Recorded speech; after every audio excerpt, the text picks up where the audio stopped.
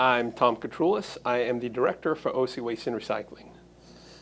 Good afternoon. My name is Jorge Hernandez, and I'm the Deputy Director here for Olinda Alpha Landfill. Here at Olinda, we have approximately about 80 employees that consist of various positions, such as engineers, waste inspectors, landfill laborers, equipment operators, supervising waste inspectors. In addition to that, we also have fee station supervisors. And along with that, we have a supervisory team of about 10 to 12 employees that consist of superintendents, maintenance crew supervisors, landfill operations supervisors, and also supervising waste inspectors as well. The day of a landfill worker really starts around 4:30 to about 6 a.m. and it ends anywhere from 5 to 6 p.m. And we initially normally kick off our day with the safety briefing meeting that takes place at our crew quarters. All our employees are required to attend these safety briefings to receive the safety message of the day. In addition to this is where the employees receive their assignments and also equipment that's distributed to them from, small hand tools to heavy yellow iron, such as dozers, excavators, compactors. This is where really their day begins. Once the safety briefing ends, they will directly report to their supervisor, in which they'll get their full assignment that will encompass one of 3 areas that they will be working on. Here at Olinda Alpha Landfill, we have 3 major operations, which consist of landfilling, composting, and also MRFing. Once they receive their assignments, they'll report to the work area where all the work will then take place. For this, we've actually created, thanks to Mr. Katroulis' idea a few years back, was a dispatch log. This dispatch log allowed us to identify staffing and equipment needs for these 3 operations, especially considering that there was a lot of moving parts involved. We wanted to come up with the tool that was going to be consistent and that we were going to be able to use to ensure that these 3 operations were always fully staffed with proper personnel and equipment.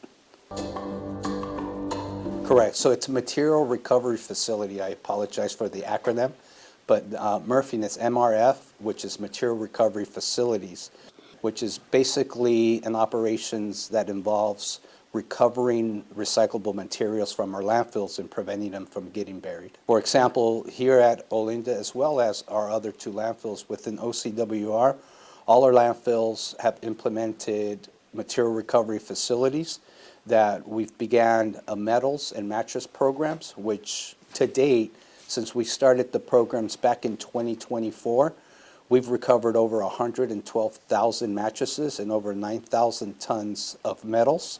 That go a long ways, considering that has generated about $1.2 million in revenue.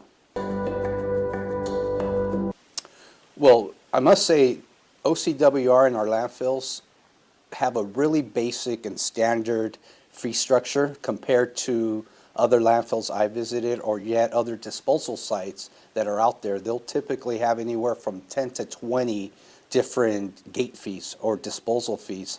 Here at Olinda, we have 3. We have a small vehicle fee that if any small vehicle under 360 pounds will pay a flat rate of $5. Any vehicle that's pickup or larger under 880 pounds will pay a $20 flat fee. And then any vehicles pickup or larger that have more than 880 pounds will be charged on a per ton rate. So the rate when it comes to a per ton, most of these transactions will require a weighback in order to get an accurate net weight of their vehicle and net tonnage. This landfill opened in 1960. And since then, it has been, and how it was permitted, it's actually permitted based on reaching a certain elevation. And so how the permits were written as waste comes in and it's buried, we are, again, I'll say highly regulated, and we get our permits through CalRecycle. And so that elevation is based off 1,415 feet above mean sea level. And so as waste comes in, again, we're highly engineered. It's basically a perpetual construction site until it reaches that elevation. And then once it reaches that elevation, the landfill closes. And so right now we are in the final years of getting close to reaching that the 1,415 feet above mean sea level. So we're now, of the 3 active landfills that we have in Orange County, this one will be, it's the oldest and will be closing. On average, this landfill used to receive about 7,000 tons annually. It's permitted for about 8,000 tons. Right now, because of what's called pyramiding, we're receiving close to about 3,000 tons a day. And so over the next, I'll say 3 to 6 years, the landfill operations will be winding down. And right now we have built compost facility that co-located at all 3 landfills. So this facility will remain in operations for composting as a result of Senate Bill 1383.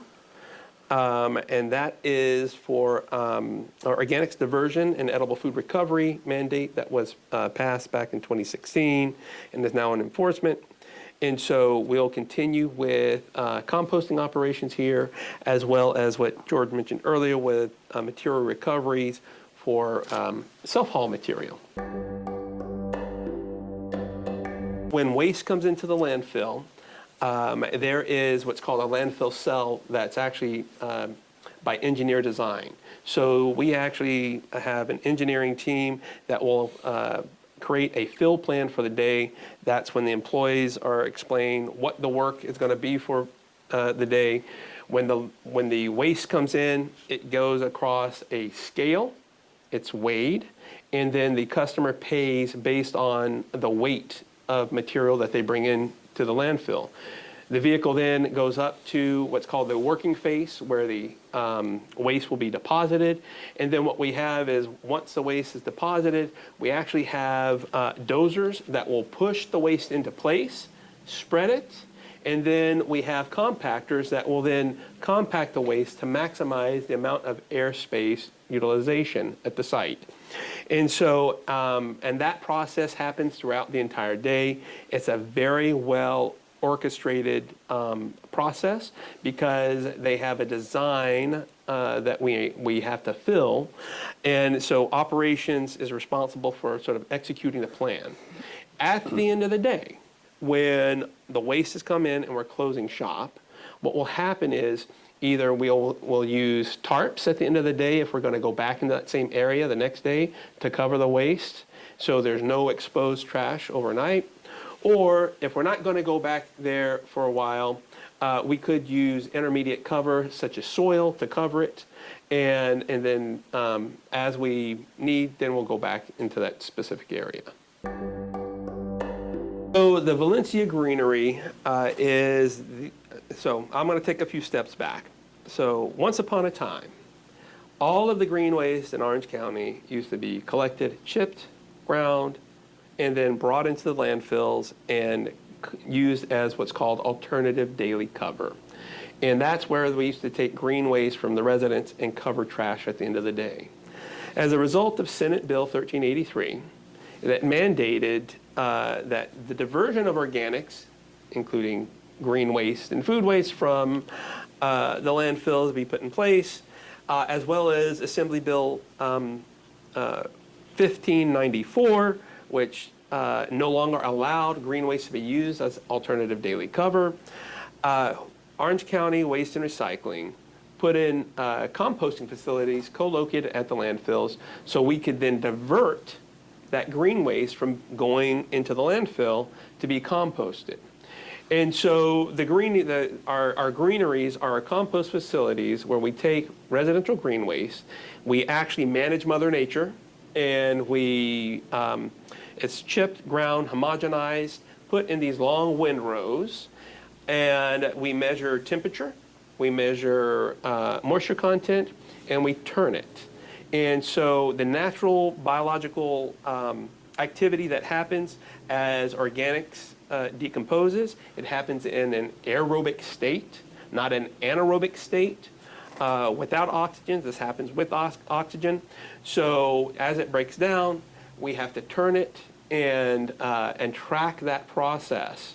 And then after it goes through what's called PFRP, which is a path to further reduce pathogens, the process to further reduce pathogens, then we're able to let it sit, cure, and then screen it. And what we produce in the end is what's called STA compost, which is, it has the seal of testing assurance from the U.S. Compost Council. And we also produce composted mulch that also has STA certification from the U.S. Compost Council. That material is then free to the residents and businesses within Orange County to come pick it up and use in their gardens or for their landscaping. So that's what we offer at our greeneries. We now take a product, or at least what used to be used within the landfill operations, and now we're converting it into a product that can be put back into the community. Welcome to Olinda Alpha Landfill. We mentioned that there was 3 phases of our landfill operations, and this here is one, our material recovery facility. As you can see all the way around, there's a lot of recoverable materials that we will typically pull out throughout the day. Currently, we have a mattress and recycling program, which is the most important out of our current material recovery operations, as we will also look to expand in recovering wood waste, as well as concrete, construction and demolition waste. In addition to that, also sort separating residential green waste and including drywall and other recyclable materials that will allow us to save airspace and ensure that we can extend the life of our landfills for further generations to come as well. We typically run an operation that entails anywhere from 4 to 6 employees.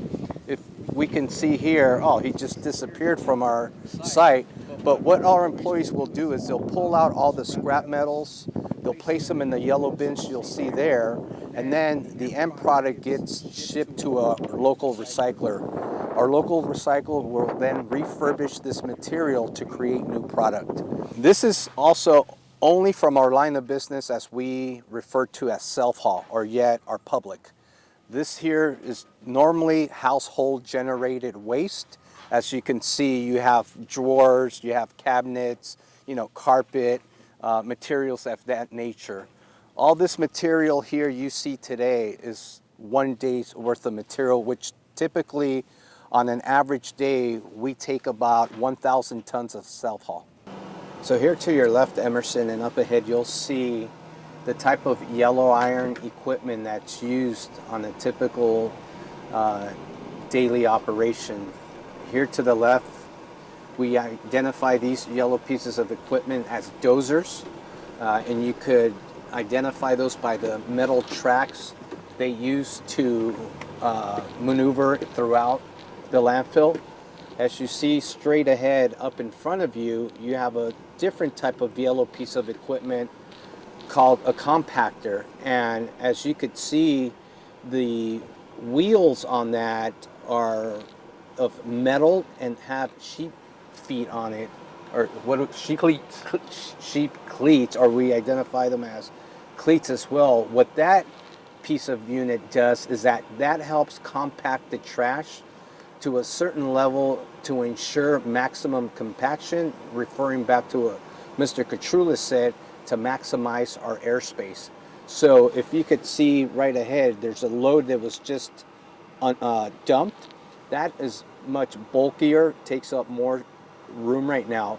Once that material is pushed with the dozer and compacted, you could see over to your left how much more settled that trash is, therefore maximizing our airspace. Brian Limas, engineering technician training. So to your right over there, you'll see the gas wells. Those are actually the well heads. The trash, we design them in lifts. And so once the trash is buried, we'll install these wells. And as the trash decomposes, gas is released in the form of methane, carbon dioxide, nitrogen. And that's all channeled to the power plant, and the power plant will filter that and convert the methane into energy, electricity. And then that is directed towards, currently I believe it's the city of Anaheim. So I believe it's around 20,000 homes is enough is how much energy they generate. This is one of our local haulers,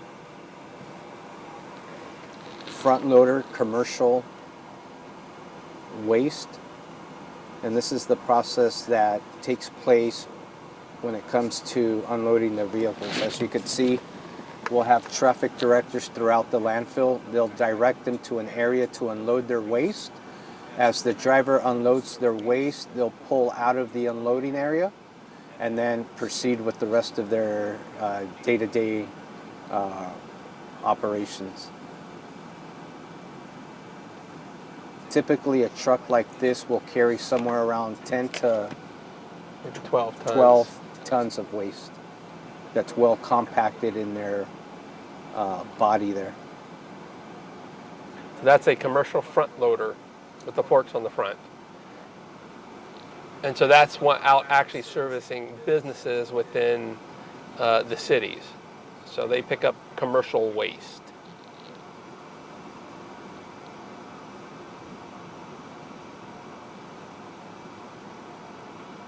The compactor going at the top, going back and forth, basically compacting the waste to make sure that we're maximizing airspace and stabilizing the lift. And then on these vehicles, they actually have a GPS system that tells them where they need to go. And the program is actually put into their system that shows where they need to compact, that they have to go over the area a certain amount of times to hit the right elevation. So there's a lot of engineering and technology that goes into building this lift. It's not just him riding around having fun pushing trash, but he actually has instructions on what he needs to do.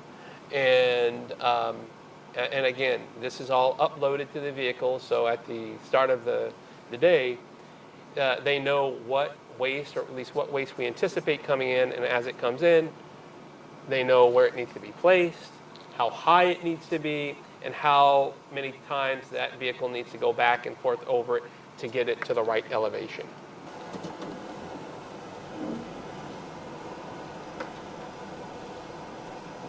This here's our mulch and compost piles that we've created for residents to come in and pick up free of charge. This is our compost final product, also called our mulch. So there's a little difference between the material make of our mulch here, as you will see, compared to our compost pile there. This is typically used for gardening as well as our compost. That's mostly used to provide nutrients to landscapers and homeowners with their gardening that want to, grow their trees or fruit trees or vegetables. That's what you would use there. So this is composted mulch versus just regular mulch. And the difference is that it's gone through a process where it's gone through PFRP, the process to further reduce pathogens, and it is used to help retain moisture in the soil. It helps retain moisture. It helps prevent erosion. It also provides essential nutrients to the plants when it's applied. So there's a great benefit to use this within sort of landscaping. And just like the mulch, it's a larger product. It's a more woody product. And this is what is called compost B, compost A. And these are, by the way, registered with the California Food and Agriculture. We have our products registered with them because it's gone through certification and testing with the soils labs to make sure that it meets a certain standard. Also, that our process is STA certified with the seal of testing assurance by the U.S. Compost Council. And so we have registered with it, and now are providing it free to residents and businesses in Orange County. And so this is the compost. It has, again, it's a much finer, it's a 3/8 inch minus. And again, much like the mulch, it helps retain moisture in the soil. It helps provide nutrients, and it is a finer product for use in landscaping and grass and in parks. And so of the two products, depending on what your application is, right now you have a choice. Here we have our mattress recycling staging area. As you could see, throughout the months, we've been able to recover hundreds of mattresses, which our standard operating procedures when it comes to managing our mattresses entail for us to properly stage them in piles of anywhere from 6 to 10 mattresses. And then we'll use this yellow piece of equipment here called our telehandler. The telehandler and the operator will then grab each pile of mattresses and take them into our 53-foot walking trailers, which will be placed inside. And once the trailer is filled with mattresses, we've partnered up with MRC, Mattress Recovery Center, that will come pick up the mattresses and take them away for recycling. What they do with the mattresses is quite interesting. They'll pull out the metal springs. They'll also use any of the wood recovered from some of the mattresses and the underlinings, and really are able to recycle somewhere around 70% of the mattress, which is amazing. Here you'll see the operator firsthand prepping the mattresses before being loaded onto the 53-foot trailer. And over to your right, you could see we have two that are fully loaded, which will be picked up sometime soon for proper transportation into the recycling centers. Probably about 7 years ago, with our team, and started piloting compost facilities co-located at the landfills. These operations are conducive to ongoing landfill management, and plus this material was coming here before and being buried. So now we are taking it, setting it aside, and basically managing Mother Nature. And so what you're seeing here is green waste that has been chipped, ground, homogenized. It actually has traces of food waste, and even we are able to receive manure and compost it. But the green waste from residents were chipped, ground, and brought in here and used to cover trash at the end of the day as alternative daily cover. And now, rather than doing that, we've set it aside. We put it in these windrows, which are exactly what they sound like.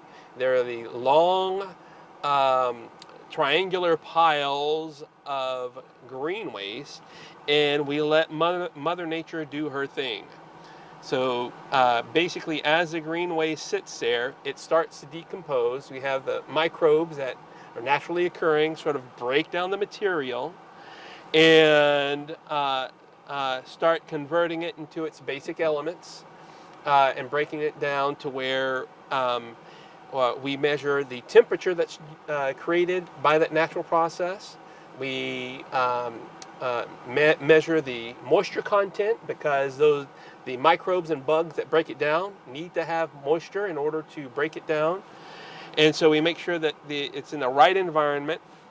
And then after it heats up to over 131 degrees, and it needs to stay over 131 degrees for at least 3 days, then we're able then to turn it and let that process start all over again. And by doing that, it actually kills all the bad bacteria, the E. coli and the bad stuff. It also basically helps break down it oxidizes over time and breaks down if there's any herbicides or pesticides in there as well. What happens throughout that process, it actually oxidizes it. And then once we go through that entire process, we screen it, We send it off for testing at a lab, certified lab.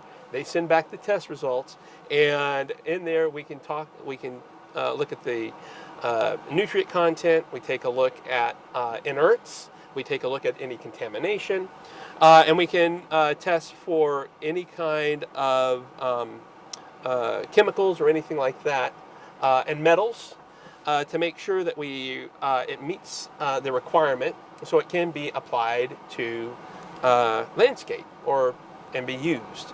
And so we do that process on a regular basis at all three of the sites to ensure that we're providing a quality product. And so we've now not only have gone from landfilling, and as you've seen, now we're doing resource recovery. We're also getting into manufacturing and providing compost and mulch. And this process has been a labor of love for the team and myself. And so we're looking to do more for the county and for the cities with our efforts. We have what's called our water trucks, and main purpose for our water trucks is to help keep dust down. As you can see, all our roads are mostly out of asphalt, some soil or dirt, and in order to keep dust down, we'll use the water trucks throughout the day to kind of keep them somewhat moisture to prevent any dust from arising. Better yet, controlling it from going out to our nearby neighbors, as they wouldn't want to see dust, in their neighborhoods. And that's another part of why we also use the wind cages, to ensure that there's no litter that's flying out into their neighborhoods as well. And this is our largest basin here that could hold up to 5 million gallons of stormwater.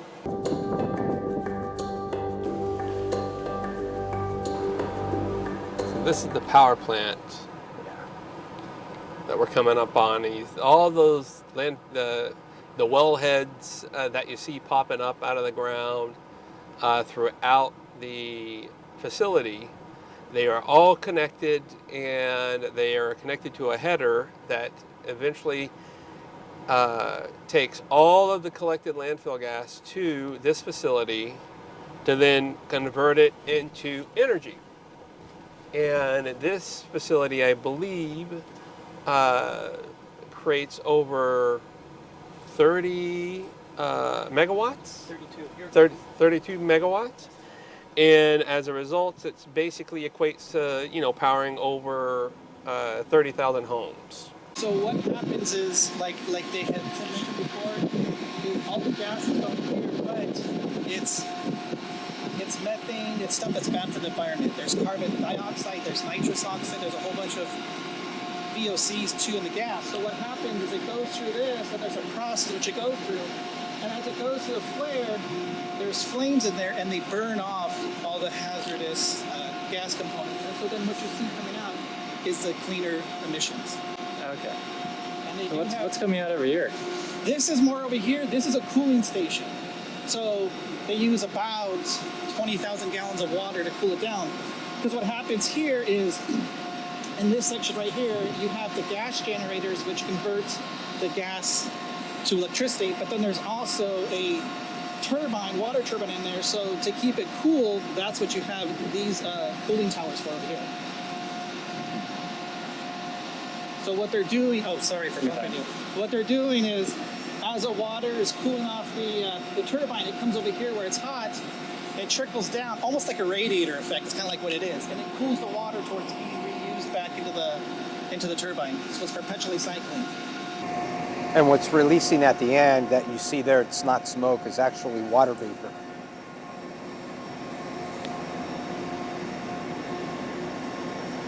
What happens to any hazardous waste that does make it through our self-haul customers that try to, at times sneak that material in? We have waste inspectors that will inspect every load, and any hazardous waste found, they will pull it out from the waste stream and bring it into this area here, placing it in one of many containers depending on the type of hazardous material. We collect anywhere from latex paints to oil filters, batteries, universal waste, as Mr. Katroulis mentioned earlier. And for each material, at times we'll have different contractors that'll come in, manage and prep the material before hauling it out of the landfill. You know, there's two great tips that we could recommend for public to consider, and that's one, making sure they're covering their loads and securing their loads with a tarp or some type of cover. This will minimize the risk of any safety concerns out on our county roads. And in addition to that, it's highly recommended that they also come with the proper documentation. Here at all county landfills specifically, as well at Olinda, you know, there is requirements in order to dispose of your waste here, and it has to be in county only. So in order to do so, our customers are required to have some type of proof that they reside here within the county of Orange, either by a utilities bill or their driver's license. So to have that proper documentation in hand will help expedite their in and outs out of the landfill once they arrive with their loads. And I would like to add to that, though, for the general public, also when they come on site, is also to watch their speed, right? I think that's a very important thing that, you know, we do have winding roads, and in some places it's open, right? To watch their speed, obey the, I'll say, traffic signs, also listen and follow instruction from our not only waste inspectors, but our traffic control as well. What not to bring, oh yes.